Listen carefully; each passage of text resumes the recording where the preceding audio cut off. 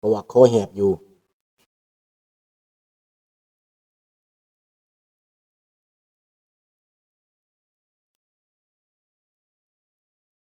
สบายดีพี่น้องลูกหลานคนลาวคนไทยอยู่ไสก็แล้วแต่ที่หักหอมเสรีภาพและประชาธิปไตยทุกท่านสบายดีเสพียินดีต้อนรับทุกท่านเข้าสู่รายการเสียงภาษาลาว Voice of the Lao People Welcome to everyone bienvenue à toutes et à tous สบายดีจอนสบายดีเซียวนายสบายดีบุญยอเนาะ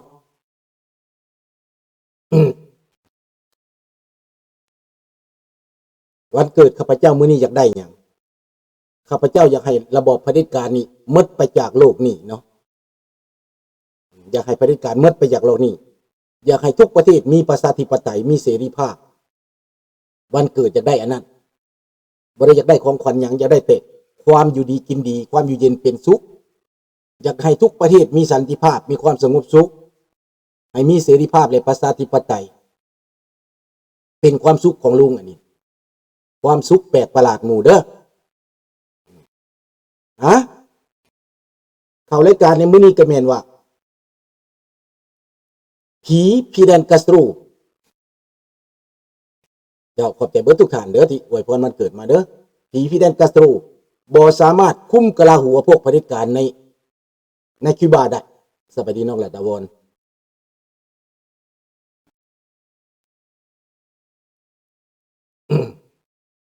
ได้จะว่าจังซั่นพี่น้องตั้งแต่ว่าโดนัลด์ทรัมป์ขึ้นมานี้จัดการเบื้องต้นก็เป็นปิดเส้นทางเผด็จการอิหร่านขอบใจหลายๆเด้อที่อวยพรวันเกิดมาเด้อสบายดีทอนบ่ได้ร้องเพลงชาติเด้อมื้อนี้เพราะว่าบ่สบายเด้อขอบใจหลายๆเนาะ ได้ตัดเส้นทางอิหร่านรัสเซียจีนและคิวบาได้จัดการกับมาดูโรได้ซุกยู่และส่งเสริมให้ประเทศเวเนซุเอลาเป็นประชาธิปไตยส่งเสริมให้เวเนซุเอลาเปิดกว้างให้คนเวเนซุเอลาเปลี่ยนทายไปสู่ระบอบประชาธิปไตยอย่างนุ่มนวลบ่มีการนองเลือดนี่c'est mon anniversaire merci บ่มีการนองเลือดเสียแต่มากหมอมาดูโรผู้เดียวและครอบครัวนอกจากนั้นแล้วพี่น้องขอบใจเบิดทุกท่านเด้อพี่น้องเด้อแม่นคนเวเนซุเอลาเขาดีใจถ้าประเทศลาวเฮาเป็นแบบนี้ทั้งนอกทั้งในก็สิดีใจทุกคนก็สิดีใจ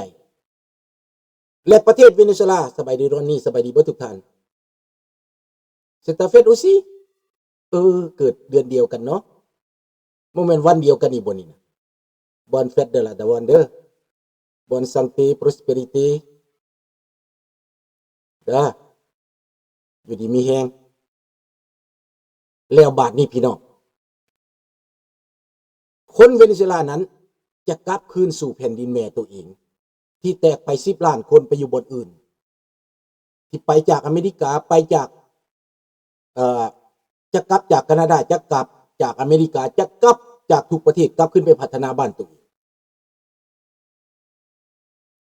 รัฐบาลเวเนซุเอลาประธานาธิบดีคนใหม่ผู้หญิงนี่แหละ transfer อย่างสันติได้ออกกฎหมายนิรโทษกรรมปล่อยนักโทษการเมืองโอ้เป็นความสุขที่สุดเลย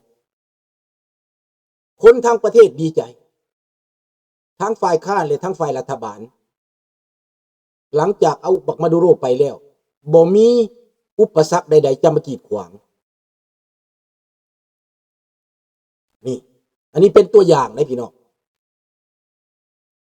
ดังนั้นพี่น้องสภาเวเนซุเอลาได้ตกลงเป็นเอกสารอนุญาตให้ปล่อยนักโทษการเมืองทั้งหมดปล่อยไปเรื่อยๆแล้วให้พวกที่ว่าหนีออกไปอยู่ต่างประเทศกลับเข้ามาพรรคการเมืองต่าง กฎหมายคุ้มครองป้องกันเบิดบ่ว่าฝ่ายค้านฝ่ายรัฐบาลนิรโทษกรรมขอบใจหลายๆแก้วศรีวิไลเนาะนิรโทษกรรมแล้วก็อภัยโทษว่าซั่นไปมาร่วมกันสร้างประเทศเป็นเอกฉันท์ในการรวมตัวกันดังนั้นพี่น้องประเทศเวเนซุเอลาเป็นประเทศโชคดีได้บัดนี้โชคดีแนวใดขอบใจหลายเด้อสิเพเด้อขอบใจเบิดทุกท่านเด้อพี่น้องเด้อลูกหลานเด้อ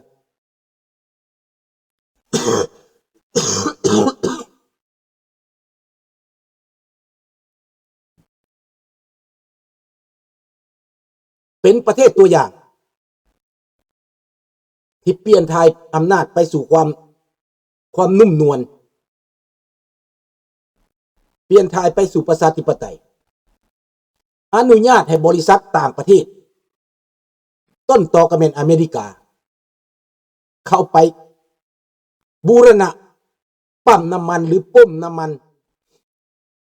ที่ของอเมริกาสร้างไว้แต่ก่อนที่มันถูกยึดไป30 ปี 40 ปีก่อนนั้นที่มันเป้เสียหายต้องใช้เงินหลายพันล้านอย่างน้อย60,000 ล้านเงินที่จะไปปัวแปลงนั้นอเมริกาเขาจะยึดเงินของมาดูโรยึดเงินของพวกเถื่อนพวกยาเสพติดและเอาไปบูรณะสบายดีท่านเวียงไสเอาไปบูรณะปั๊มน้ำมันอันนั้นปุ่มน้ำมันอันนั้นอันมันเก่าฟื้นขึ้นมาแล้วก็ผลิตส่งออกเอาเงินมาปัวแปลงประเทศเวเนซุเอลาเอาเงินมาสร้างประชาธิปไตยข้าพเจ้าคิดว่าอาจจะปันครึ่งตกครึ่ง50-50คนเวเนซุเอลาก็ได้งานทำอีกแรงงานต้องเป็นคนเวเนซุเอลากรรมกรสบายดีสมทราย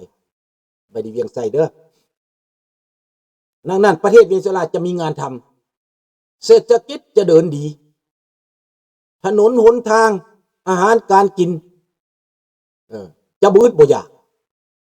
จะเต็มท้องตลาดการเกษตรการตลาดคนจะมีงานทำจะบ่เตะฝุ่นบริหารใหม่เอาคนบริหารใหม่อเมริกาจะดูแลเบิ่งแยงด้วย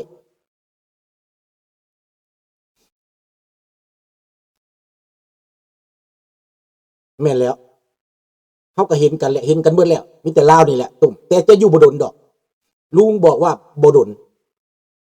เพราะว่าเดี๋ยวนี้ฮอดคิวบาแล้วมื้อนี้ประเด็นมันว่าผีพีแดนกัสโตรจะบ่สามารถคุมกลาหัวอำนาจเผด็จการในคิวบาได้อีกต่อไปสาเหตุมาจากเวเนซุเอลา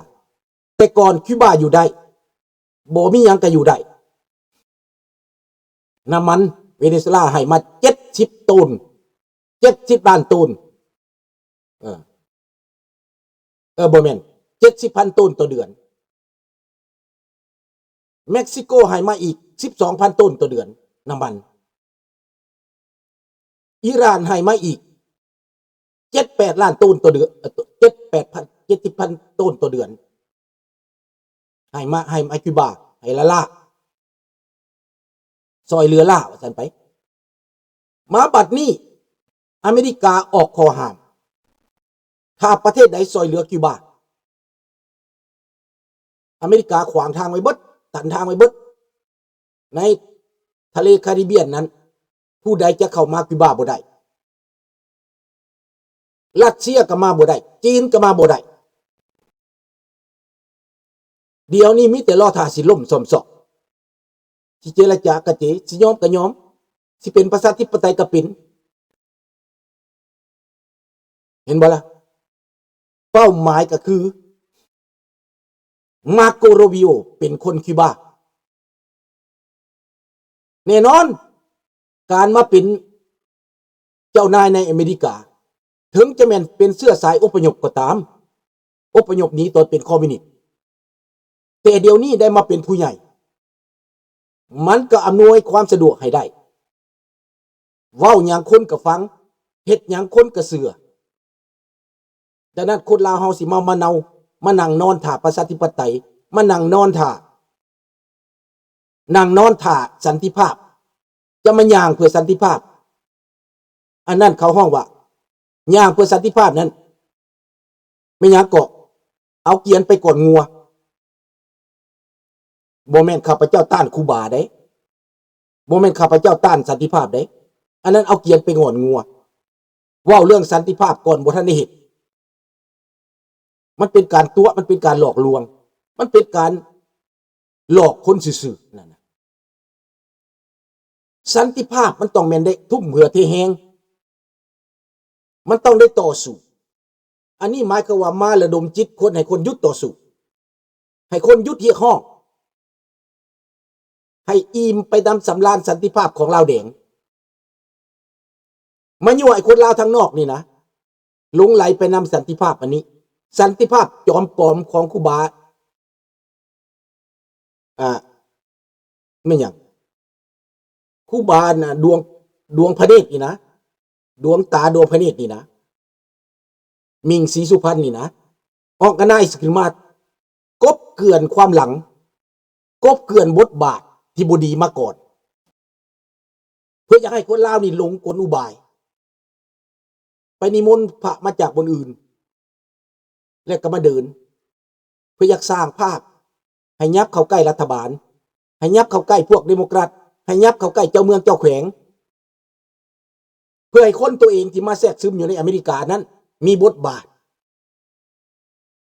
ให้เขาลดผ่อนความกดดันลงให้กลับประเทศพวกที่มาแทรกซึมนั้นต้องกลับประเทศ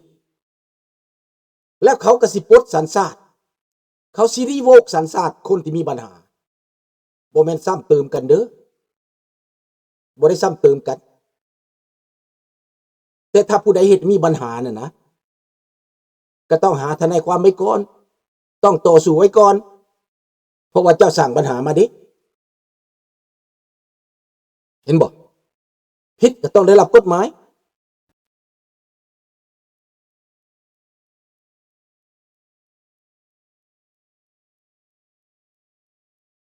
เข้าใจว่าเขาไม่มา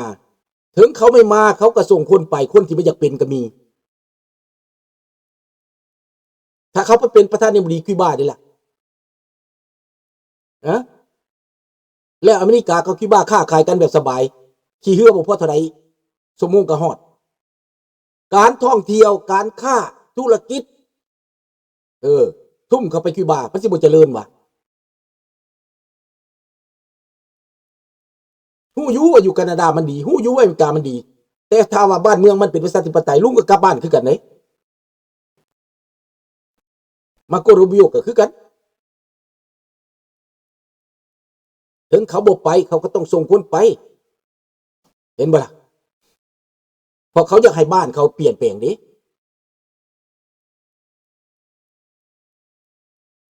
เจ้าบ่เข้าใจบ่ความเป็นไทยความเป็นลาวความเป็นคิวเบนเจ้าเด้ความเป็นไทยเจ้าก็ยังบ่อยากหนีจากประเทศละไทยเด้เจ้าคือบ่อยากหนีไปอยู่ประเทศอื่นซะตัตราก็คิดถึงใจเพิ่นใจตูนี่ดูถึงมันสิดีอยู่บ้านเพิ่นก็ตามบางเทื่อมันก็หนาวบางเทื่อมันก็ร้อนบางเทื่อก็ว่าแต่ภาษาอังกฤษว่าแต่ภาษาต่างประเทศมันก็เบื่อเป็นเนาะคือลุงนี่ว่าภาษาอังกฤษว่าภาษาฝรั่งเศสเบื่อแล้วเดี๋ยวนี้ว่าตลอดชีวิตเบื่อได้อยากว่าภาษาตัวเองได้อยากกินแบบตัวเองอยากอยู่แบบตัวเองได้แม่นบ่ล่ะใช่เกิดในอเมริกาก็จริงแต่เขาก็รักประเทศคิวบานะเขาก็จะเห็นบ้านพ่อบ้านแม่เขาเป็นประชาธิปไตยนะนั่นบ่แม่นบ่จะไปคิดแทนเขาทำไมแหละเขาก็พูดเลยดิเขาก็เอาใจใส่เลยดิเขาก็จัดการเลยดิเขาก็แก้ไขเปิดคิวบานี่ไปสู่ประชาธิปไตยเลยดิอีกบ่นานเลยนะจะยอมหรือบ่ยอมจะลงหรือบ่ลงจะยุดหรือบ่ยุดตายแล้วคิวบานี่ตอนนี้นะผีฟิเรนกัสโตบ่สามารถมาปกป้องได้แล้วไม่แล้วบ้านเคยอยู่อูเคยนอนมันก็มวนแล้วพี่ทักเอ้ยดังนั้นคิวบานี่บ่มีทางเลือกแล้วอิหร่านก็มาใกล้บ่ได้จีนก็มาใกล้บ่ได้รัสเซียก็มาใกล้บ่ได้มึงสิไปใส่มึงสิดื้ออะไรปานใด